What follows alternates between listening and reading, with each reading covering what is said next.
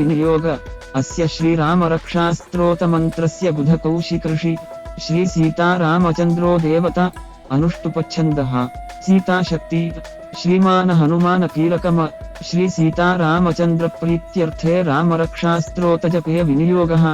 अथ ध्यानम् ध्यायेदाजानुबाहुं धृतशरधनुषं बद्धपदमासनस्थं पीतं वासो वसानं नवकमलदलस्पर्धिनेत्रं प्रसन्नम वामाङ्कारूरसीतां मुखकमलमिललोचनं हि प्रदाभं नानालङ्कारदीप्तं दधतं रुजटामण्डलं रामचन्द्रम रामरक्षास्तोत्रं चरितं रघुनाथस्य शतकोटिप्रविस्तरम् एकैकमक्षरं पुंसां महापातकनाशनं ध्यात्वा नीलोत्पलश्यामं रामं राजीवलोचनं जानकीलक्ष्मणोपेतं जटामुकुटमण्डितं सासिपूर्णधनुर्बाणपाणिं नक्तञ्चरान्तकं स्वलीलया जगत्त्रातुमाविर्भूतमजं विभुं रामरक्षां पठेत प्राज्ञः पापग्नि सर्वकामदां शिरो मे राघवः पातु भालं दशरथात्मजः कौसल्येयोदृशो पातु विश्वामित्रप्रियः श्रुति घ्राणं पातु मखत्रातां मुखं सौमित्रिवत्सलः जिह्वां विद्यानिधि पातु कण्ठं भरतवन्दितः स्कन्धौ दिव्यायुधः पातु भुजौ भग्नेशकार्मुकः करौ सीतापति पातु हृदयं जामदग्न्यजित मध्यं पातु खरध्वंसी नाभिं जाम्बवदाश्रयः सुग्रीवेशः कटी पातु सखिनी हनुमत्प्रभु रघूत्तमः पातु रक्षः कुलविनाशकृताः जानुनी सेतुकृत पातु जङ्घे दशमुखान्तकः पादौ विभीषणश्रीदः पातु राम अखिलं वपु एतां रामबलोपेतां रक्षां यः सुकृति पठेत स चिरायुः सुखी पुत्री विजयी विनयी भवेत् पातालभूतलव्योमचारिणश्छद्मचारिणः न द्रष्टुमपि शक्तास्ते रक्षितं रामनामभि रामेति रामभद्रेति रामचन्द्रेति वा स्मरन् नरौ न लिप्यते पापैर्भुक्तिं मुक्तिं च विन्दति जगज्जैत्रैकमन्त्रेण रामनाम्नाभिरक्षितं यः कण्ठे धारयेत्तस्य करस्थाः सर्वसिद्धयः वज्रपञ्जरनामेदं यो रामकवचं स्मरेत अव्याहताज्ञाः सर्वत्र लभते जयमङ्गलम् आदिष्टवान् यथा स्वप्ने रामरक्षामिमां हरः तथा लिखितवान् प्रातः प्रबुद्धो बुधकौशिकः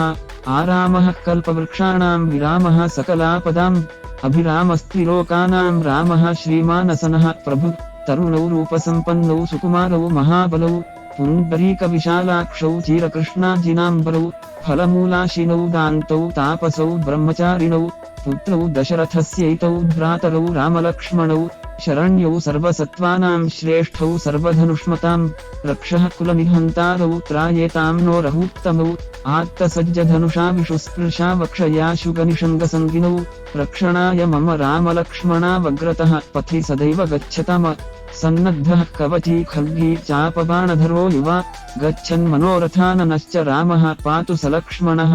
रामो दाशरथी शूरो लक्ष्मणानुचरो बली काकुत्स्थः पुरुषः पूरणः कौसल्येयो रघूत्तमः वेदान्तवेद्यो यज्ञेशः पुराणपुरुषोत्तमः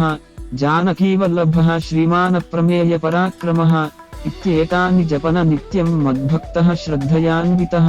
अश्वमेधाधिकं पुण्यं सम्प्राप्नोति न संशयः रामं दुर्वादलश्यामं पद्माक्षं पीतवाससम स्तुवन्ति नामभिर्दिव्यैर्न ते संसारिणो नरः रामं लक्ष्मणपूर्वजं रघुवरं सीतापतिसुन्दरं काकुत्स्थं करुणार्णवं गुणनिधिं विप्रप्रियं धार्मिकम राजेन्द्रं सत्यसन्धं दशरथतनयं श्यामलं शान्तमूर्तिं वन्दे लोकाभिरामं रघुकुलतिलकं राघवं रावणारिम रामाय रामभद्राय रामचन्द्राय वेधसे रघुनाथाय नाथाय सीतायाः पतये नमः श्रीराम राम रघुनन्दन राम राम श्रीराम राम भरताग्रज राम राम श्रीराम राम रणकर्कश राम राम श्रीराम राम शरणं भव राम राम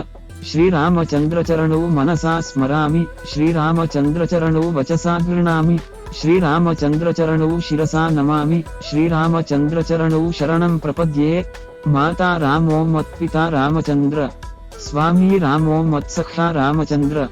सर्वस्वं मे रामचन्द्रो दयालु नान्यं जाने नैव जाने न जाने दक्षिणे लक्ष्मणो यस्य वामे च जनकात्मज पुरतो मारुतिर्यस्य तं वन्दे रघुनन्दनं लोकाभिरामं रणरङ्गधीरं राजीवनेत्रं रघुवंशनाथं कारुण्यरूपं करुणाकरन्तं श्रीरामचन्द्रं शरणं प्रपद्ये।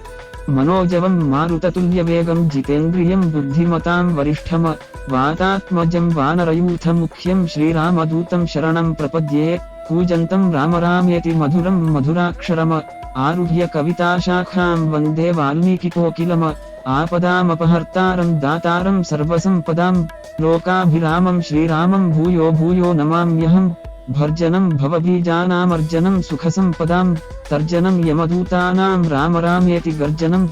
रामो राजमणि सदा विजयते रामं रमेशं भजे रामेणाभिहता निशाचरचमू रामाय तस्मै नमः। रामान्नास्ति परायणं परतरं रामस्य दासोऽस्म्यहं रामे चित्तलयः सदा भवतु मे भो राम मामुद्धराः।